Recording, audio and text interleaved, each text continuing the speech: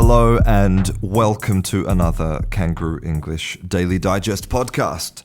My name is Christian and today is Monday, the best day of the week.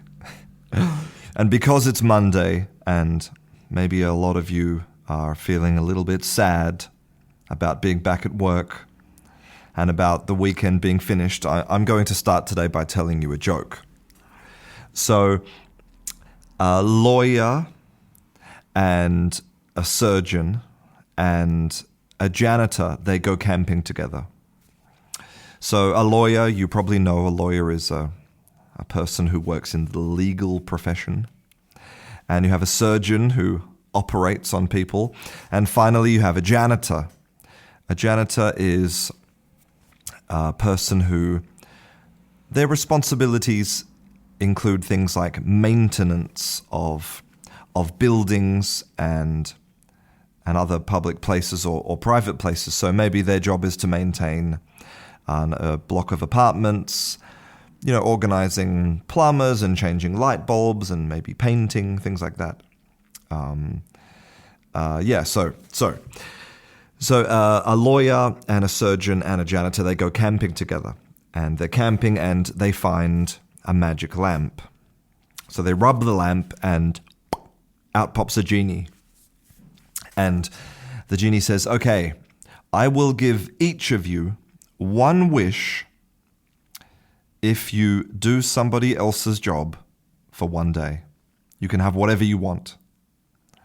And they say, wow, that's fantastic. And so the lawyer says, okay, I want to be a kindergarten teacher. And the genie says, no problems. Poof! And he transports the lawyer into the kindergarten. But of course, it's not as easy as the lawyer was thinking. You don't just sit around and play with children. The children are climbing all over him and they're pulling his clothes and they're asking him to play with him and they're crying and their nappies are full. And after 2 hours, the lawyer quits. He can't take any more. Next is the surgeon. The surgeon says, I would like to be a waiter. It can't be difficult to be a waiter. You just carry around some trays with food and, take a few orders. It's easy. The genie says, no problems. And he clicks his fingers and he transports the surgeon into a busy restaurant. And people are shouting at him, I want Coca-Cola. You brought the wrong food. My steak isn't done correctly. Come on, what's taken so long? Somebody bring me the bill, please. So after about 2 hours of this, he's sweating like a farm animal. His arms are sore from carrying plates of food, and he's sick of being yelled at by customers, so he quits. And then next up is the janitor. And the janitor says, well, I'd like to be an artist. And the genie says, no problems. Poof, clicks his fingers, transports him into an art studio. And the janitor sits down and picks up a palette and some paintbrushes and paints this incredible piece of art with oil paintings. And then he takes a picture of it and he puts it on the Sotheby's auction site and he sells this painting for $100 million. And the genie says, wow, that's amazing. How did you do that? And the janitor says, well, actually, I have a degree in fine arts. Now, the joke here is that there are certain types of degrees that don't often lead to gainful employment. A degree in fine arts is one of them, and there are other types of degrees which people often make fun of that don't often lead to employment in that field, which is, I think, a little bit unfair sometimes because the world needs some soft skills as well as hard skills, right? What's the point of having a mechanic and having your car running beautifully if you don't have any amazing, beautiful art to look at in the world? Well, okay, so let me move right along. So I want to continue for just one more podcast to talk about pronunciation. And today I'm going to be talking about some pronunciation fixes that you can use if you are Russian or Greek. Now, Greek would include Cyprus as well, and Russian would include a lot of different dialects. For example, people from Belarus, or maybe people from the Ukraine, or even Estonia, Latvia, and Lithuania, because they have similar kind of language pronunciation sounds. So let's start with Russian. Now, in the previous podcast, I talked about Russian long and short vowels. I talked about long and short vowels, not related to Russian. So in Russian, all of the vowels are monophthongs, okay, which means that they have one single sound, like a, u, I. They might be a little bit longer, u, a, I, but they're a single continuous tone. But in English we have these things called diphthongs, and that's what I talked about in the previous Daily Digest, about how we have these vowel sounds that have this movement inside them. So if we look at the word sit, the verb to sit, and then we look at what you sit on, which is a seat, then you can hear the difference. So I, sit, sit, sit, and E, seat. Okay? Seat. So that is something very important to practice, the difference between the long and the short, and also that movement in the vowel. Something important to practice if you're from kind of a Russian or a Russian-y kind of language. But the main one I want to talk about is actually the zombie sound. The schwa, the zombie sound. Now, I call it the zombie sound because it's a bit like if you're a zombie and someone takes out your brain, okay, and you make this sound like this. So your face is completely relaxed, your tongue is relaxed, just sitting down there in your mouth. Your jaw is just relaxed, just hanging open. There's no effort at all. There's no tightness in your cheeks. There's no tightness in your lips. Just all relaxed. And you just produce that voice. Oh. And that's schwa, and that is the most common sound in English. Isn't that just beautiful, that zombie English sound? It's great, isn't it? And then, of course, we have that longer schwa, which again has that movement like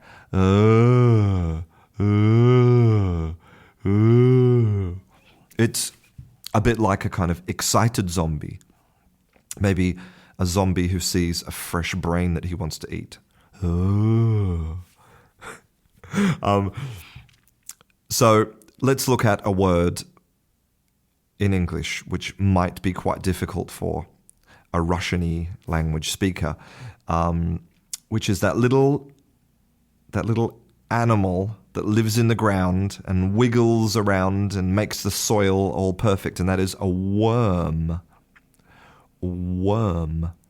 So this is horrible for two reasons. One, because it starts with that W that a lot of Russians find difficult, and then it continues with that zombie sound. So let's start with that W. So that's the ooh, like you're giving the air a kiss. Ooh. It's two U's put together. Ooh. And then we transition from that into our zombie, our excited zombie.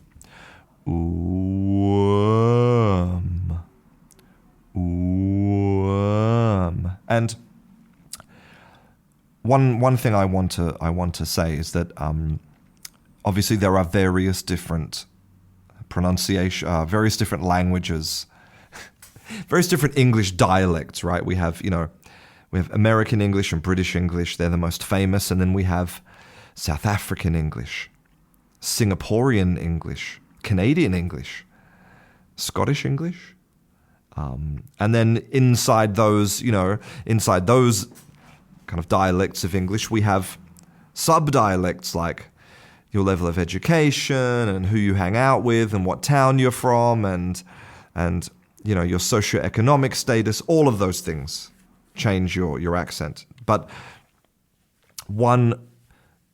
so remember, I just want you to remember that your target here is not to sound like a native speaker, but it's to produce something that most people can understand. And so that's why this is important. And let me give you an example of why imitating a native speaker is a bit silly, because if you look at the word worm, okay, it's spelt W-O-R-M. Now, in most British English dialects, we do not pronounce the R. The R is basically it sounds like a vowel. It basically disappears. But in most American dialects, most, not all, Boston, I'm looking at you. In most American dialects, they do pronounce the R. And as I sort of talked about before, sounds do not exist in isolation. The sounds that are next to each other, they can affect or color the other sounds. So with my kind of semi-British Australian kind of accent, I would say worm. So you can hear that my zombie sound goes directly into my worm. Okay? But an American speaker, they want to produce that R. They would try to produce it, so they would say worm. And you can hear how that transition between the zombie and the R, how that affects the zombie sound. Worm. Okay? Now, here's the question. Should you try to imitate one or the other? Should you go for a more British or a more American style of pronunciation? Well, I think that really depends on your native language. And, if your native language has an R, if you have an R sound and you prefer to pronounce R's, like, for example, in Spanish, then go ahead and do that. Great. Because what that means is your vowels will be more consistent. And remember, consistency is much more important than quality. Okay. But if your language doesn't have that R sound, and if you would prefer to not produce it, if you prefer to omit it, perfect. That's also fine. Okay, now let's move on to Greek. And if we want to talk about Greek, we need to be a little bit quiet. Shh. Because that sound doesn't actually exist in Greek, that shh sound. The sound that the librarian makes when you're giggling in the library because you're reading a book about Uranus.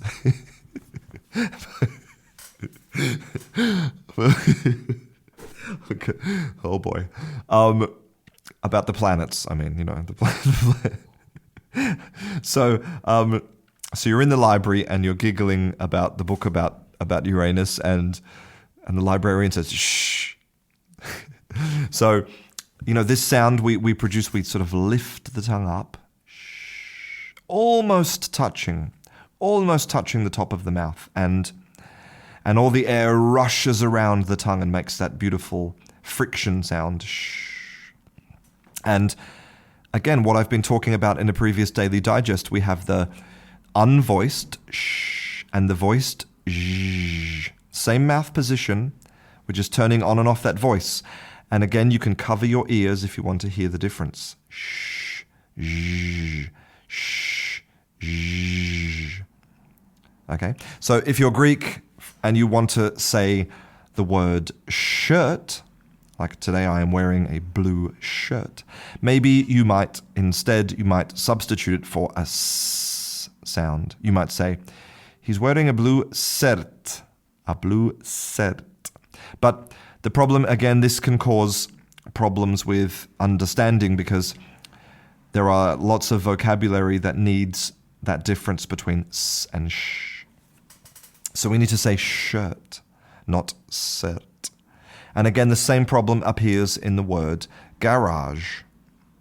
So you can hear at the end we have garage. That's our voiced sh.